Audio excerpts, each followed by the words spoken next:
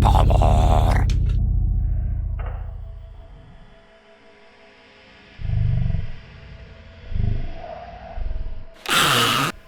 Dzisiaj witamy z czeluści jaskini Pomór.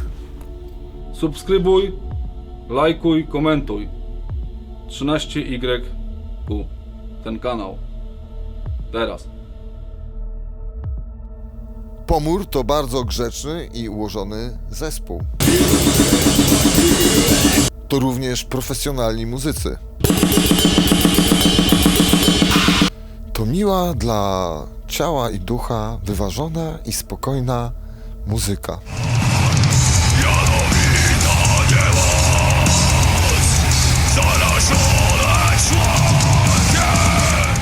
Niespokojna nie, bo kłamie.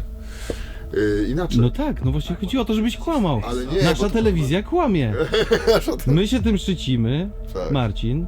Że kłamiemy. Że I się kłamiemy. przyznajemy do tego. My się do tego przyznajemy, czyli mówimy prawdę. Dzisiaj witamy w ciemnych czeluściach. Przed wami Pomór!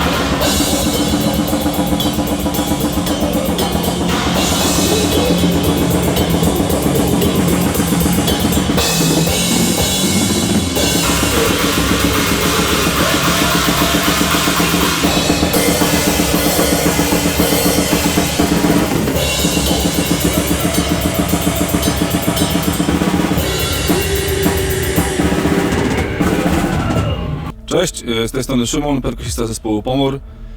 Osobiście chciałbym powiedzieć, że lubię praktyczne i szybkie rozwiązania.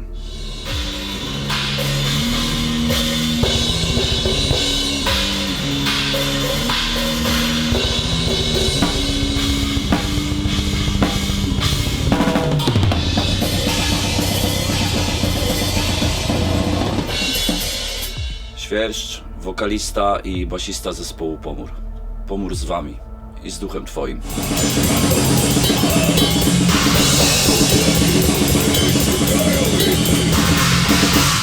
Witamy serdecznie ekipę! Siemanko! A co wy tutaj tak co wy, co, jak to, co tu się dzieje, co tu się dzieje? W gości Ktoś się pyta. by przyszli w gości. No. A, idą goście, drzwi otwórzcie się na oścież, witamy was.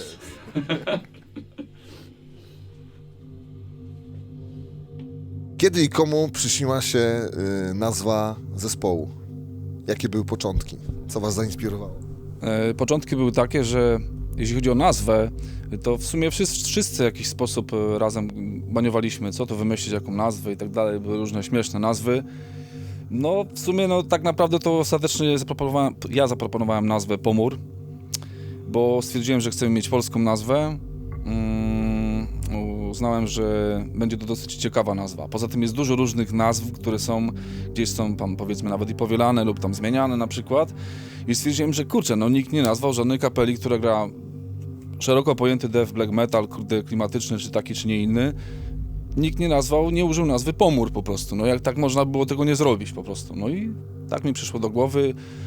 Chłopaki przyklasnęli, że tak, robimy i tak się stało właśnie. Stąd był Pomór. Czy kiedykolwiek przypuszczałeś, że nazwa Pomór okaże się tak profetyczna? Nie przypuszczałem. Widocznie można teraz to wszystko tak interpretować. Może coś było tak jakby przesądzone, że ma tak właśnie być. Ja bardziej bym się skłaniał ku temu, że może tak być na przykład. To jest kwestia waszego odbioru. No, tak można. No jakby nie patrzeć, to wpisujecie się bardzo w otaczającą nas rzeczywistość. Zbieżność nadzwyczaj przypadkowa. No, tak jest. Tak można powiedzieć, że tak jest. No. Akurat wpasowało się. Tak naprawdę nazwę wymyślił perkusista Szymon. No i tak ostała się ta nazwa, tym bardziej, że spasowała się z taką dla mnie przynajmniej wizją, że lubię pracować koncepcyjnie, czyli żeby nazwa była powiązana z tym, co się mniej więcej gra, z tym, co się mniej więcej chce napisać, z otoczką i nazwa, żeby zaczęła jakoś funkcjonować z tą całością, jakby tworząc jakby wspólny koncept, więc tutaj jeśli chodzi o etymologię tej nazwy, czyli jako zarazę, jako dawną epidemię, powrót do średniowiecza w tym przypadku. Związane też to było z takim moim konikiem, z poszukiwaniami historycznymi. To jest z delikatną nazwą, że jeśli pomór, to mówimy o Pomorze, o pomorskich klimatach, czyli jakby wszyscy jesteśmy z tego rejonu. Przynajmniej teraz, nie mówię o tym, czy tam ktoś gdzieś tam się urodził i tak dalej. Wszyscy jesteśmy z okolic Gdańska, więc z pomorskiego. Zawsze kontynuowałem jakąś formę poszukiwań na temat zarazy, na temat dżumy.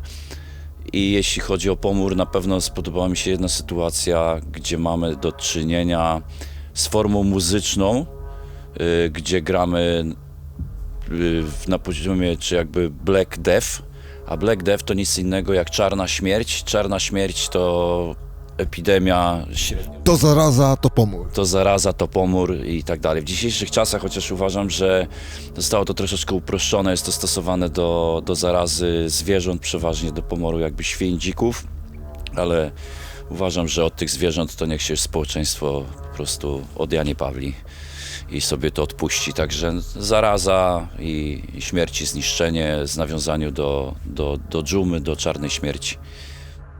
Kiedy zacząłeś słuchać metalu? Kiedy tak naprawdę poczułeś moc? Wiesz co, jeśli chodzi o metal, to bardzo wcześnie, no bo to są czasy jeszcze podstawówki, no, szeroko pojętej, tak. Tak naprawdę pierwszym zespołem, który usłyszałem w ogóle, to był zespół Turbo na przykład, Kawaleria Szatana, to była bodajże taka płyta, tak? Kiedy poczułeś moc? Kiedy zacząłeś słuchać metalu? Znaczy moc to może poczułem, jak poszedłem na Gwiezdne Wojny, tak mi się wydaje. Byłem pod takim wrażeniem, że chyba jak większość szuka mieczu świetlnego, żeby zrobić śmierci pożogę. Z metalem, kiedy poczułem moc, wydaje mi się, że... Znaczy muzyki słuchałem wcześniej, ponieważ jestem z takiego jakby rocznika, który nagrywał wieczorami pana Niedźwieckiego i audycje 100 ileś tam notowań, czy 100 ileś tam odtworzeń muzycznych. Natomiast jeśli chodzi dokładnie o metal, to można powiedzieć, że ukształtowała mnie klasa w technikum.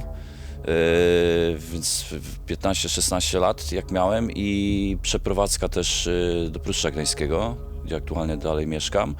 Związane to było z organizacją tutaj koncertów północnego festiwalu Drama, jednego z największych oprócz właśnie Straszydło, czy jakichś innych w Polsce, czy w Ciechanowie właśnie i innych festiwali podziemnych. To było około roku 88, 89, może wcześniej, dokładnie nie pamiętam. Po prostu na osiedlu, gdzie mieszkałem, przyciągnęła mnie muzyka. Gdzieś mówię, gdzieś tu jest jakaś impreza, ale na ostro i co tu się dzieje? Okazało się, że jest festiwal. Moja pierwsza styczność polegała na tym, że doszedłem do dworca. Widziałem tutaj w różnych rejonach Pruszcza grupki fanów metalu, ale bardzo szybko skończyła się ta akcja, ponieważ okazało się, że tego dnia, kiedy zajrzałem na festiwal Drama, wydarzyła się tutaj jakaś taka zadyma z fanami Lechii, z kibicami Lechii, którzy gdzieś tam zostali coś obrażeni i tak dalej, i na te całe pijane towarzystwo chyba 5 osób wpadło i zaczęło po prostu robić wielką zadymę. Przyjechała policja i już gdzieś po tej całej akcji muzycznej wyłapywali jakieś grupy i pierwsze moje trafienie na ten koncert było bezpośrednio do suki milicyjnej. żeby się zapytać co, po co i dlaczego, więc powiedziałem, że, no, że przyciągnęła mnie muzyka, chciałem zobaczyć, co się dzieje, no to powiedzieli grzecznie, żebym sobie chyba wrócił. No tam poszedłem bokami i tak dalej, bo nie słuchałem się tego tematu, tutaj wybrnąłem, przecież poszedłem wtędy, to przeszedłem bokiem. To było na zachętę. Jak to mówią, zakazany owoc smakuje najlepiej.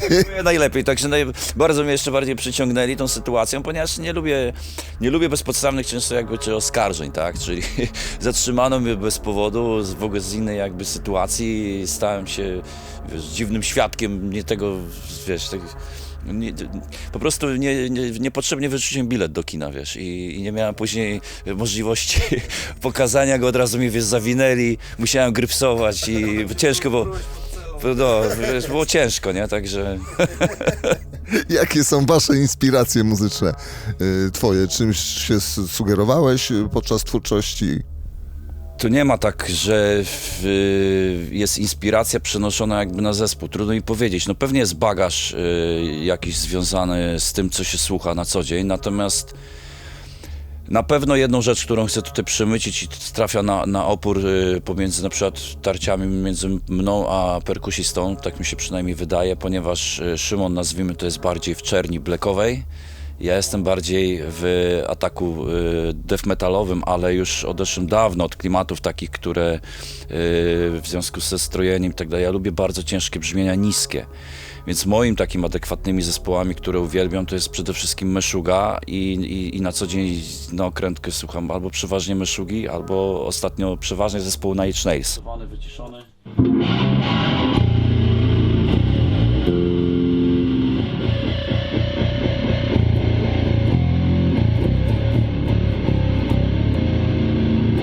Tyle hałasu wystarczy.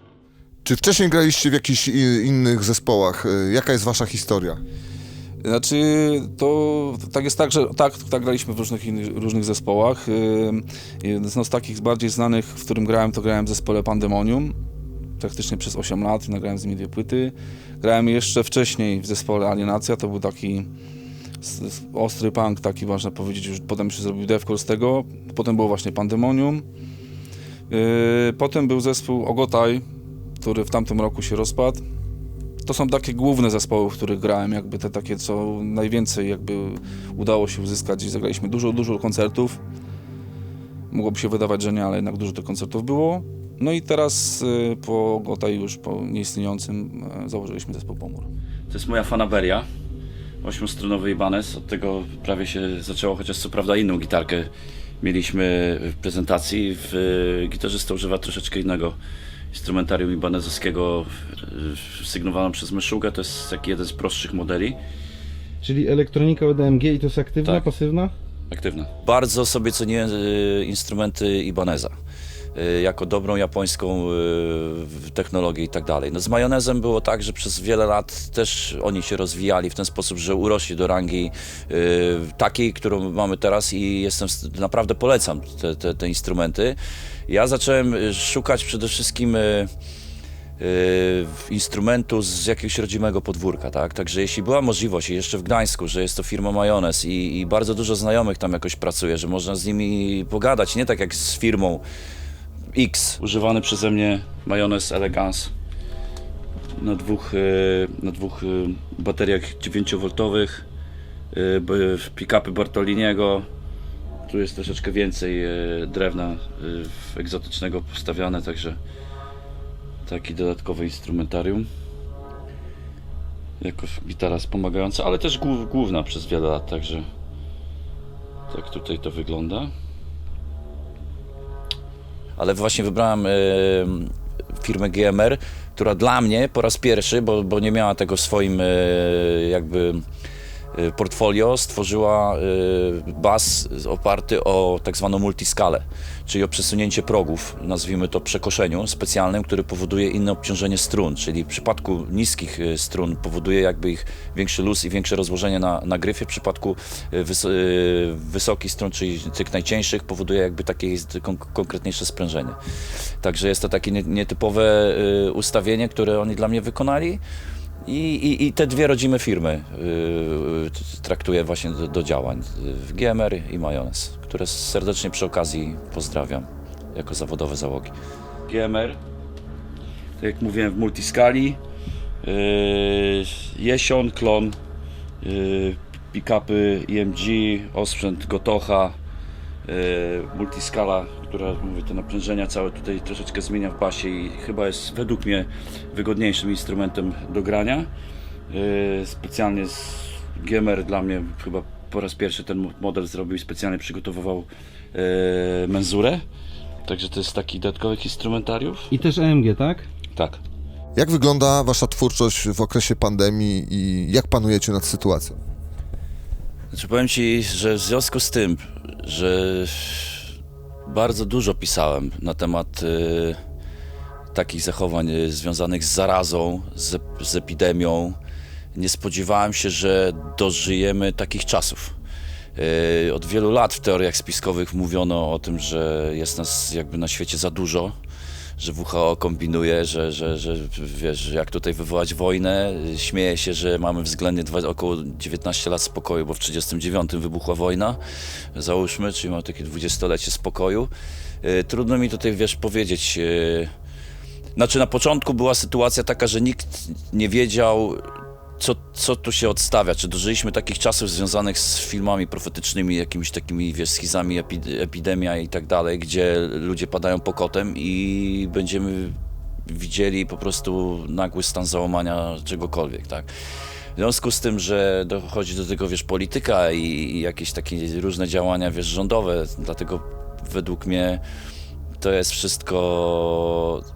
Wszystkie takie teorie spiskowe mogą się, wiesz, powtórzyć, że nie wszyscy potrafią sobie nad tym zapanować, więc tak jak na początku wszyscy śmigali po papier toaletowy, żeby się, wiesz, zadekować i nie wiadomo, żeby to przetrwać i na szybkiego pobudować bunkry, kupować maseczki, tak później to wszystko, widzisz, umarło śmiercią naturalną, że żyjemy w dupie i się zaczęliśmy do tego przyzwyczajać, tak, i to jest najsmutniejsza taka forma, bo mam nadzieję, że nie dożyjemy takich czasów, co jest też ewidentnie działaniem cywilizacyjnym, ponieważ naprawdę zniszczyliśmy ją totalnie, że dobrniemy do takich czasów, że żeby w ogóle wyjść na zewnątrz, trzeba będzie mieć butlę z tlenem.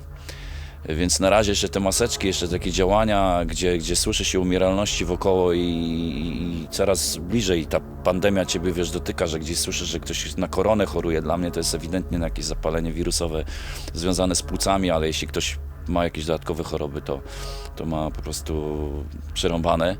No, trzeba na siebie bardziej uważać na całą sytuację i wpłynęło to całkowicie też na zespół, ale my od dłuższego czasu nagrywamy, więc łącznie z epidemią były pewne działania zespołu, bo jak się trafiliśmy do studia nagraniowego, gdzieś tam rotacyjnie, kiedy była możliwość w ogóle się do niego dostania, bo no nie było może łapanek, ale był zakaz poruszania się i tak dalej, więc staraliśmy się jakoś dotrzeć do studia nagraniowego. Studio to jest coś takiego, wydaje mi się, jak studio, jak stół chirurgiczny, tak? Gdzie wiele rzeczy zostało bardzo szybko wyrównanych, tak? Czyli jeśli coś w instrumencie było niedostrojone, coś źle zrobione, to instrument, przerywana została sesja, instrument trafiał na wiele tam na tygodnie, trzeba było się dostać do lutnika, tak? Lutnik poprawiał, tak? Później coś nie wyszło z wzmacniaczem, bo gdzieś tam jakaś masa krytyczna się pojawia, jakiś tranzystorek nagle, gdzie tego nie zwracasz na sali prób w ogóle uwagi. W studio wyszło to po prostu po prostu co tutaj gdzieś tam, jak to się mówi nomenklaturowo, brumi. Trzeba było to zlikwidować. I takich rzeczy było od groma. Nawet do tego stopnia, że na początku tej epidemii przerwaliśmy działania, znaczy studio było swoją drogą, ale przerwaliśmy działania jakby tutaj prywatne tutaj, żeby grać, ponieważ no, padł jakiś też blady strach i każdy miał swoje jakieś działania, żeby to wszystko jakoś minęło, przetrwać, natomiast też nam to poszło na rękę, bo każdy zamknął się jakby w swoim domu i skupił się na działaniach studyjnych, więc to było takie, wiesz, powiązanie tego typu rzeczy. No na razie mamy się dobrze, ale choroba tam gdzieś tu wśród znajomych nas coraz bardziej dotyka. No trzeba używać więcej po prostu środków dezynfekujących. Czasami jakiś bimber przyjedzie z Podlaski, tam z Białegostoku i trzeba się dobrze zadezynfekować. I tak mi się wydaje, że no, powoli się do tego przyzwyczajamy, oby nie było gorzej, oby nie, te wszystkie działania, które są polityczne z tym związane, coraz mniej lekarzy, działania związane, często się słyszy nad tym, że coś mi dzisiaj zabolało albo mam złamaną rękę, muszę podpisać kwity na COVID, żeby cokolwiek się mną zajęto, więc to jest wszystko ociera powoli o paranoję i mam nadzieję, że jakoś sobie damy z tym radę. Także nie spodziewałem się po prostu, że po tylu latach pisania trafię na coś takiego. Myślałem, że będzie gorzej i oby nie było gorzej. I tego nam wszystkim po prostu życzę. Musi być lepiej. Albo... Mam nadzieję, że będzie lepiej, chociaż znam taką teorię, że z filmu pod tytułem Panie hrabio, jak jest lepiej. A to bardzo dobrze, a to lepiej przynieść wiadro, będę żygał. Jak się Pomór czuje w trakcie pandemii? Panujecie nad sytuacją? Myślę, że panujemy nad sytuacją, jak to Pomór w czasie pandemii. Ale tak naprawdę uważam, że póki co dajemy sobie radę. Mamy regularne próby, działamy i żyjemy przede wszystkim, to jest to, nie? Także... Najważniejsze. Tak. Najważniejsze jest zdrowie. Szczęście i pieniądze się zorganizują. Tak, oczywiście i ważna jest też bardzo determinacja i wiara w to, co się robi. To jest, uważam, podstawa w ogóle wszystkiego, co się robi, żeby trwać, działać, iść do przodu i nie cofać się w tył.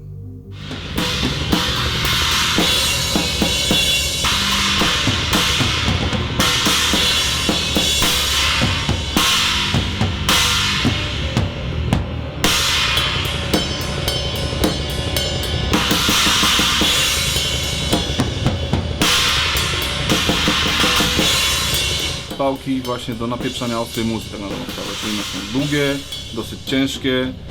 To nie są bierki, którymi się gra, tylko po prostu jest po to, żeby było tłusto się działo, żeby blask czy nie blask, czy cokolwiek gramy po prostu miało moc. Co to są zagary, których używasz? Tutaj na sali akurat w tej chwili mamy budżetowy bęben.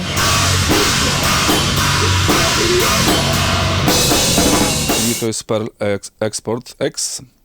I to jest tani bęben, tylko że na dobrych naciągach, odpowiednich naciągach i oczywiście wystrojone, świetnie się sprawdzają zarówno na próbie, jak i na koncertach. Bo użyczałem kiedyś sprzętu, też byłem technicznym i najlepsza praca na świecie. I tu mamy 10-calowy tom, 12-calowy tom, 13-calowy tom, który służy troszeczkę też jak kocioł, ale tak jest po prostu wygodniej w ustawieniu i 16-calowy już kocioł, typowy kocioł, kick, stopa, inaczej 22/18 cale. Weber Yamaha akurat tutaj jest, to jest 14 cali na 7, jeśli pamiętam, czy na 6,5, dokładnie nie pamiętam, dosyć głęboki i ciężki. Jeśli chodzi o talerze, to większość talerzy, które mam, to jest w firmie Paist. To są jednak, uważam, dla mnie osobiście jedne z najlepszych talerzy do grania na perkusji. To jest bardzo fajna blacha. To jest taki dosyć jazzowy, nie? Bardziej jazzowy, tak, ale on ma świetny, ma ten ping tutaj, na tej kopułce. Pokaż. Ale używam, ogólnie na koncertach używam, jak już gram, to używam rudę 24 cale Eclipse, to jest taka wielka blacha na maksa. Jeszcze mam drugi zestaw, to jest Yamaha Custom i to jest bęben już taki z wysokiej półki Pro i po prostu on się świetnie zarówno sprawdza w studio, jak i też także na koncertach, jeśli chodzi o perkusję. To jest Blast China, świeży produkt w sumie od firmy Paist. Super się sprawdza w takich szybkich przejściach jakichś, czy powiedzmy nawet samo granie blastu. To jest Yamaha, dokładnie to jest Yamaha Bilge Absolute Custom z lugami hakowymi. O. Akurat góra mi pękła, więc zastąpiłem ją z innego hi-hatu, też ze spodów w sumie właściwie, są dwa spody to jest już nieprodukowany Amon seria z firmy Main. Innym razem tworzy blachę, po prostu anihilacja jest. No na przykład, nie?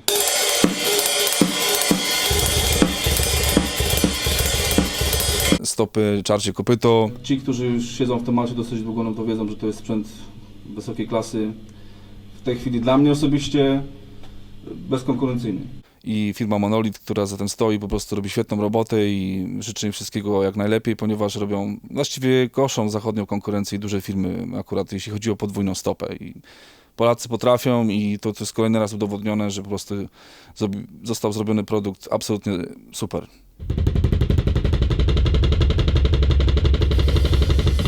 Czyli tak się strzela z karabinu. A możesz zagrać 2 stopy?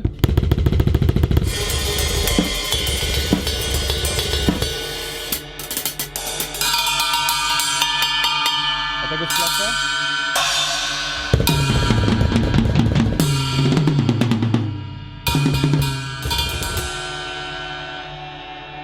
Ja akurat mam tak ustawienie, że mi tak jest wygodnie. Tak jak kiedyś powiedzieli, to najlepsi z najlepszych, tak by pan czytał gazetę. Ostre granie, ostra kapela, ostrzy goście, ostry seks? Czy, czy w kuchni również przeważają ostre tendencje? Tak. Jeśli chodzi o mnie osobiście, no jak widać na załączonym obrazku, lubię zjeść. Nie wiem jak koledzy, ale no ja mógłbym być takim reprezentantem, no to jest pytanie do mnie. A co tak, jaka jest ulubiona twoja potrawa i czy rzeczywiście jest ostra? Nie są nietoperze, natomiast lubię robić spaghetti. To jest mój konik, że tak powiem, jeśli chodzi o potrawy. Nie boję się gotowania, lubię to. W wolnym czasie, jak mam czas, lubię gotować. Moja żona to może potwierdzić, że daje radę, ale jak nie mam czasu, to nie gotuję w ogóle wtedy, nie, na przykład. Nie? Natomiast na ostro, jak chcemy sobie przyrządzić, no to jest masa różnych przypraw, które sobie możemy tak dowalić, że nam się odechce. Czyli lubicie ostre, pikantne potrawy? No ja nie mogę za kolegów odpowiadać, co nie lubią. Wiem, że ja lubię. Nie? Generalnie tak, nie? To ich trzeba się zapytać, co oni lubią w tej kategorii. Czy ostra gra na scenie przekłada się na równie ostry apetyt? Jakie są twoje ulubione potrawy? No i czy rzeczywiście ostre? No ja nie jestem fanem ostrych potraw, wręcz ich nie cierpię. Na ostro to wolę już wypić spirytus albo jakąś ostrą, dobrą wódeczkę się napić. Ale absolutnie nie jestem fanem ostrych rzeczy i troszeczkę mnie denerwują. Nie znam jakichś tam właśnie wszystkich dosypek i tak dalej. Natomiast jeśli chodzi o kuchnię, zawsze uważałem, że najlepszą knuje moja mama. Natomiast jeśli była taka możliwość, czas pozwalał i tak dalej, to mam tam kilka takich swoich rzeczy, oprócz jajecznicy, czy kotlet mielony jestem w stanie zrobić, czy schabowy i tak dalej, związane z mięsem. Mięsne potrawy, chociaż ostatnio bardzo od nich odchodzę. Uważam, że najlepiej doprawić mięso potrafi właśnie moja kochana mama. I tam gdzieś korzystam z jakiejś sytuacji, że idąc do pracy na szybkiego wpadnę, ale jak widać po mnie nie potrzebuję aż tyle być może do jedzenia, do energii i bardziej topową potrawą u mnie jest wypić chyba tych 5 mocnych kaw dziennie, które oczywiście przekładają się później na jakieś tam, boleści mięśniowe i tak dalej, bo nic nie jest uzupełniane, ale mówię, na ostro nie jestem fanem. Ostra muzyka owszem, ale ostre potrawy nie. Bardziej łagodne i stonowane i coraz mniej mięsa. Mimo tego, że lubię i go traktuję tam jakoś, ale bardziej już więcej warzyw, owoców, tego typu rzeczy. A ulubiona potrawa? O, teraz mnie zaskoczyłeś, wiesz co, no chyba powiedziałbym tradycyjnie niestety, że byłby to pewnie gdzieś na szybkiego, mówię, schabowy albo kotlety mielone, ale związane właśnie z mieszaniem warzyw, także czasami być może właśnie jakieś, mówię, gołąbki i tak dalej, ale to jest też wokół wszystko mięsa, które no niestety jakoś tam towarzyszyło mi przez całe życie. No i zaskoczyłeś mnie teraz, musiałbym pokombinować ale raczej typowa, standardowa Klasyka gatunku. klasyka polskiego gatunku raczej, tak. Przeważnie używam Ampega, z tym, że mamy tutaj tak lodówkę 8x10. I tutaj mamy takie elementy, że tak, to jest jakby zwykły, nieprzesterowany wzmacniacz Ampega SO 3 Pro z dodatkową końcówką Sansampa, stroik najprostszy Behlingera i system bezprzewodowy Line 6. A ostatnio, bo było to właśnie do studia używane i tak dalej, to taki wynalazek troszeczkę mniejszy mocowo, ale ma dwa w sobie właśnie działania dodatkowo, że w wzmacniaczu mam dodatkowo przester overdrive'a, który jest dosyć silny w B5R tak zwanym, czyli możemy grać na czystym kanale, na kanale przesterowanym i na mieszance. Tak to wygląda. Ciężka muzyka, ostra gra na perkusji. Czy podczas koncertu wystąpił taki problem, że zachciało ci się pójść szybko do toalety? Te sprawy trzeba niezwłocznie załatwiać przed koncertem. Najlepiej, kiedy jest moment spokoju. Bo lepiej to zrobić po prostu. Lepiej mieć czyste konto za instrumentem wtedy. Czy warto przed koncertem pójść do toalety? Wiesz, to są takie działania związane z organizmem, niezależnie od tego, jak bardzo się tutaj śmiejemy, jakie jest pytanie, żeby to zadać.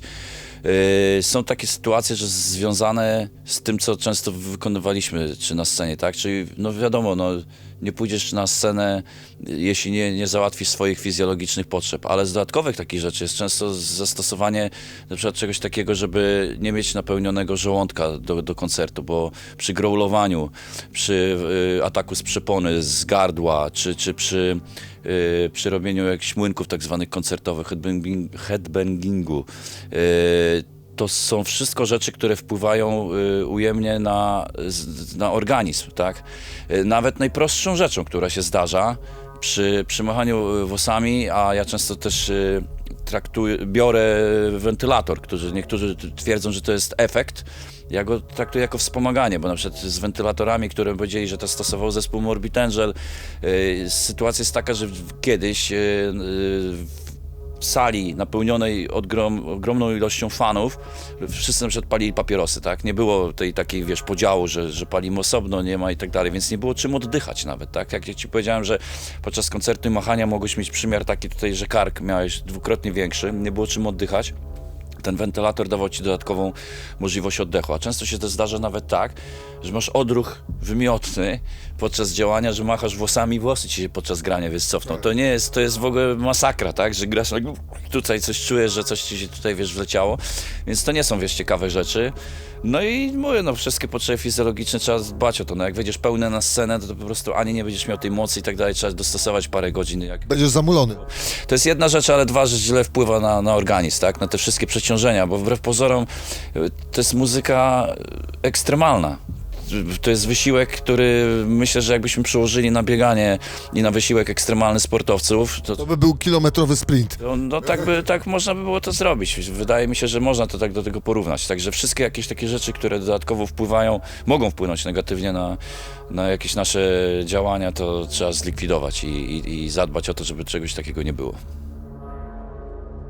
Czy kiedykolwiek podczas koncertu rzucano was elementami bielizny? Jeśli chodzi o mnie, osobiście nigdy nie spotkałem się, żeby żadna pani tak do mnie rzucała jakimiś majtkami czy tam bielizną. Jestem tam z tyłu, to wiesz, też nawet jakby coś rzucały, to by nie doleciało.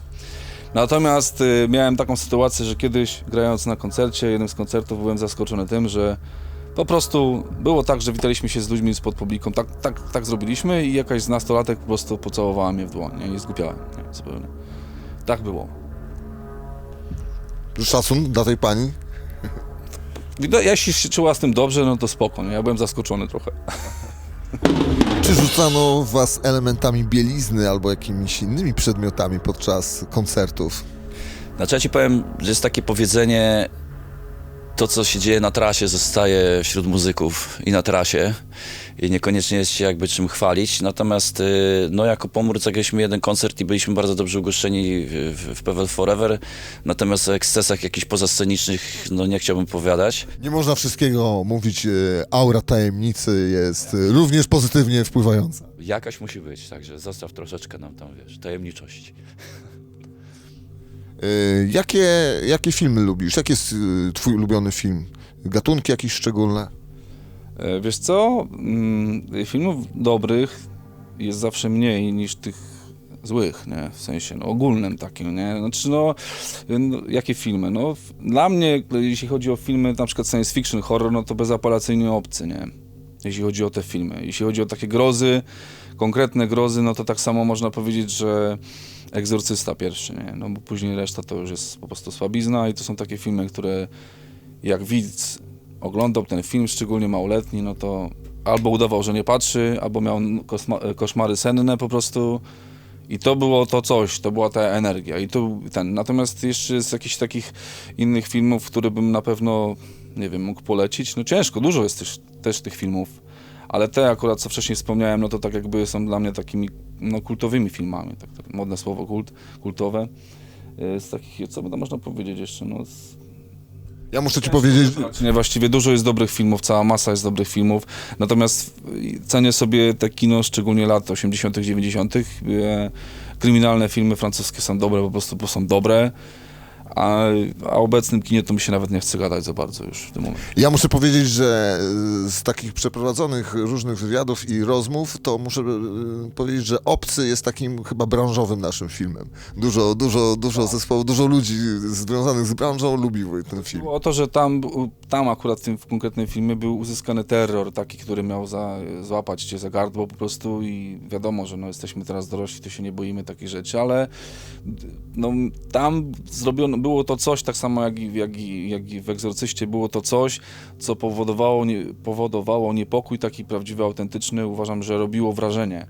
I na przykład dużo filmów w tej chwili, no po prostu, no jakby, no teraz to wszystko się nie umywa do tych rzeczy. Ja nie mówię tylko, znaczy powiedziałem o tych 2 filmach, ale jest dużo różnych dobrych filmów kiedyś nakręconych, które nawet nie miały tych efektów komputerowych, tak, a potrafiły robić robotę, potrafiły robić to coś, co człowiek wychodził i miał albo do przemyślenia, albo miał jakieś emocje w środku i nie było tego całego syfu, tego plastiku, no, a ogólnie pojętego jako takiego, nie. Subskrybuj. Polub, komentuj. 13Y cool!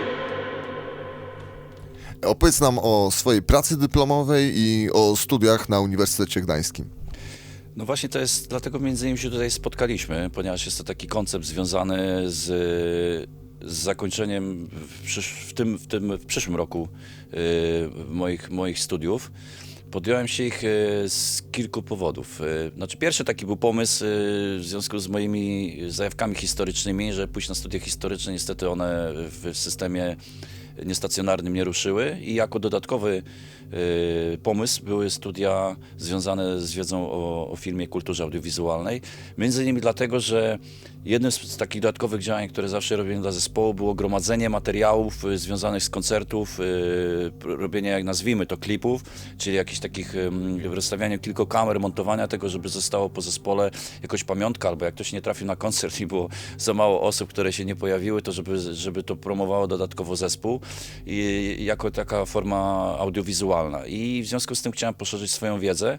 Jak się bardzo szybko okazało, jest bardzo dużo historii związanej nie tylko z filmem, ale też i z historią społeczeństwa, która jest powiązana z tym wszystkim, co montujemy, co robimy, jak powstało kino, jak daleko sięga czasów jakichś rysunków naskalnych. I to wszystko będzie podsumowaniem tych 3-letnich moich działań, rozwoju na uniwersytecie i dlatego między innymi, bo przecież znamy się też właśnie z Uniwerku, są to działania właśnie dodatkowo wspomagające, ponieważ moim jakby marzeniem jest stworzenie klipu w specyficznej atmosferze Kościoła Gdańskiego, która będzie podsumowaniem tych działań i wszystkie rzeczy związane z nauką, czyli właśnie scenariusz, pozyskiwanie funduszy na tego typu działania, produkcja, historia filmu, jakieś takie zajawki, które mnie bardzo zainteresowały. Nawet sama nauka, zabawa z tekstami, tak, które były na studiach, bo żeby było śmieszniej, to na parę miesięcy przed pandemią w ramach ćwiczeń napisałem tekst taki profetyczny, który był związany z sytuacją wyjazdu do Słowacji.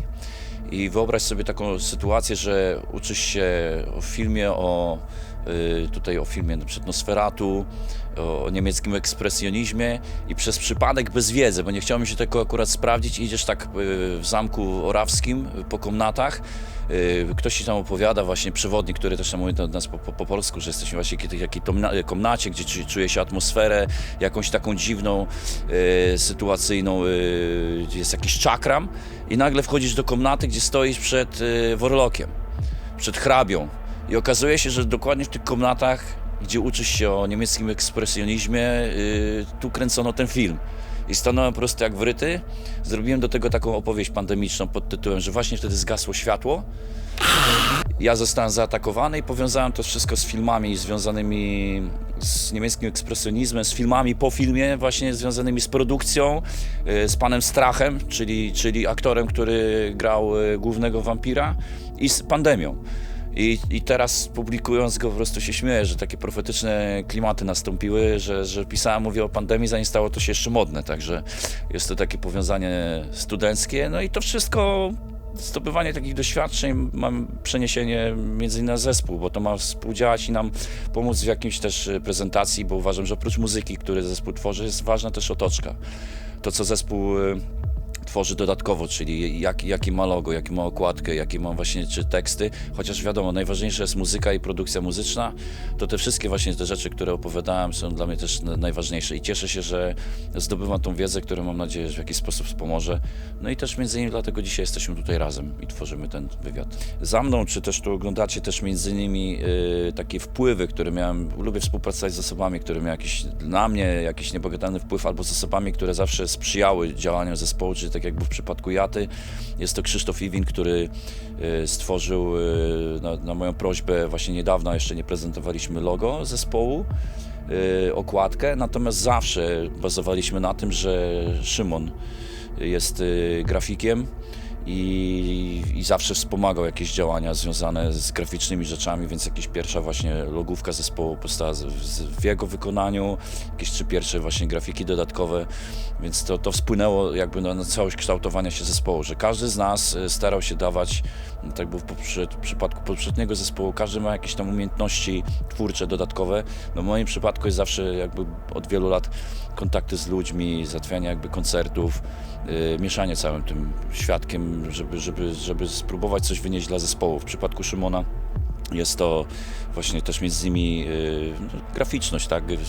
Tworzenie jakby materiałów dodatkowych, które wspomagają działanie zespołu. No, w przypadku Chudego są to działania pewnie muzyczne, stworzenie właśnie gitarowych rzeczy i często instrumentalnych i to wszystko tak się kumuluje zespołowo. Ostatnie słowo. Ostatnie słowo jest takie, żebyście nigdy się nie poddawali w tym, co robicie. Niezależnie co do was mówią, jak was określają, żeby mieć to po prostu w dupie i robić swoją robotę. I iść do przodu i nie oglądać się za siebie. Naprawdę tego wam życzę i wszystkim. Takie trochę punkowe, idź pod prąd. To by było na tyle. Może już się więcej nie zobaczymy.